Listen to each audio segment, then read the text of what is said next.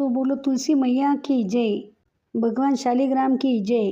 जय लक्ष्मी माता। स्वागत है आपका अपने चैनल श्रद्धा से भक्ति भावना में। श्री हरि विष्णु और माँ लक्ष्मी जी की कृपा आप और आपके समस्त परिवार पर सदैव बनी रहे। हमारे देश में हर वर्ष देव उठनी एकादशी पर कई लोग अपने घर में तुलसी विवाह का आयोजन करते हैं। चलिए आज हम जानते हैं कि तुलसी विवाह के पीछे की पौराणिक कथा क्या है। साथ ही हम जानेंगे कि आखिरकार तुलसी क्यों पूजनीय है और तुलसी के बिना भगवान विष्णु का प्रसाद अधूरा क्यों माना जाता है। स्कंद पुराण, पद्म पुराण और साथ ही शिव पुराण में जो कथा वर्णित है वह कुछ इस प्रकार है। वही कथा मैं आपके सामने प्रस्तुत करने जा रही हूँ। तो प्रिय श्रोताओं, आप ये कथा जरूर सुनिए। प्राचीन समय में कालनेमी नाम का एक असुर था। उस असुर की एक अति सुंदर और तेजोमय कन्या थी जिसका नाम था वृंदा। एक असुर कन्या होने के बाद भी वृंदा तन मन से पवित्र और भगवान विष्णु के परम भक्त थी। वृंदा के युवा होने पर पिता कलानेमी ने गुरु शुक्राचार्य से परामर्श किया और उनके कहे अनुसार वृंदा का विवाह शिव जी के क्रोध और तम से उत्पन्न हुए जालंधर नामक के एक असुर के साथ करवा दिया। जालंधर बहुत ही शक्तिशाली असुर था क्योंकि वह भगवान शिव का ही अंश था और अपनी पत्नी वृंदा के पतिव्रत धर्म के कारण अजय था। जब समुद्र मंथन हुआ तो जालंधर उसके परिणाम से संतुष्ट नहीं था।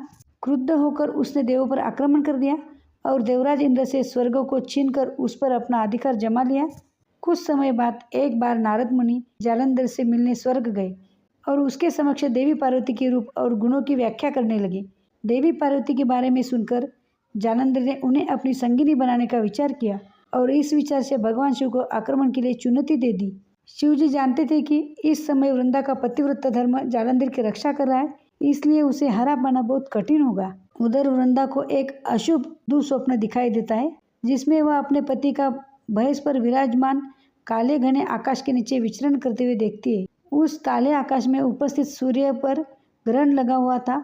इस स्वप्न से भयभीत होकर वह अपने पति की प्राण रक्षा के लिए अखंड अनुष्ठान करने बैठ जाती है। जब भगवान शिव को वृंदा के इस तप के बारे में पता चलता है तो वे श्री हरि विष्णु से जालंधर का वध करने में उनकी सहायता करने का निवेदन करते हैं।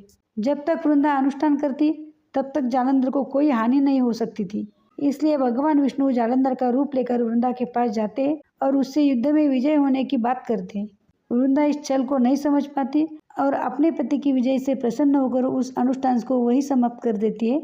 जालंधर के रूप में भगवान विष्णु को अपना पति मानने से वृंदा का पतिव्रत धर्म खंडित हो जाता है और इस व्रत के टूटने से जालंधर को मिल रही सुरक्षा भी क्षीण हो जाती है और सभी देवों को उसके अत्याचार से मुक्त करवा दिया। परंतु वृंदा, उसका क्या? उसने तो अपने हर धर्म का पालन बिल्कुल निष्ठा से किया था। अपने पति की मृत्यु का समाचार सुनकर और जालंधर बने भगवान विष्णु को अपने यथार्थ रूप में देखकर वृंदा बहुत विचलित हो जाती है।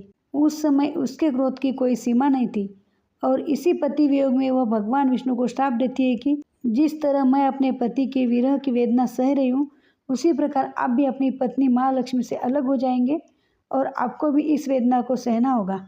आपके पाषाण हृदय ने मेरे दुख के बारे में नहीं सोचा, इसलिए आप सच में पाषाण बन जाओगे। भगवान विष्णु क्रोधाग्नि में जल रही एक स्त्री की वेदना को समझते और वृंदा को वरदान देते हैं कि मेरा जो रूप तुम्हारी श्राप से पाषाण हो जाएगा उसी पाषाण से अगले जन्म में तुम्हारा विवाह हो जाएगा।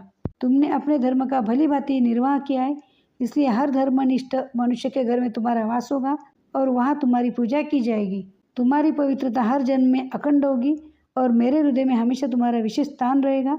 तुम्हारी उपस्थिति के बिना मेरे लिए किया गया कोई भी पूजा और अनुष्ठान पूर्ण नहीं माना जाएगा। भगवान विष्णु ने ऐसे वचन सुनकर वृंदा के क्रोध की ज्वाला शांत हो गई, लेकिन उसने अपने पति से विछोह के दुख में स्वयं को भी भस्म कर लिया। वृंदा के शरीर की उस भस्म से एक पौधे का जन्म हुआ जिसे तुलसी के नाम से जाना गया। तब से तुलसी अर्थात वृंदा हर जन्म में भगवान विष्णु की प्रिय है। जिस तिथि पर तुलसी का जन्म हुआ था वह प्रबोधिनी एकादशी थी, इसलिए हर वर्ष इस तिथि पर तुलसी और शालिग्राम जी का विवाह करवाया जाता है। तो ये थी तुलसी विवाह की संपूर्ण कथा। आशा करती हूँ आपको ये कथा पसंद आई होगी। यदि आपको ये कथा पसंद आई है तो वीडियो को लाइक कीजिए, चैनल को सब्सक्राइब कीजिए और कमेंट में जय तुलसी मैया और भगवान शालिग्राम की जय ज़रूर लिख दें। ज़्यादा से ज़्यादा शेयर कीजिए और ऐसे ही अन्य पौराणिक कथाओं के लिए श्रद्धा से भक्ति भावना से जुड़े रहिए। धन्यवाद।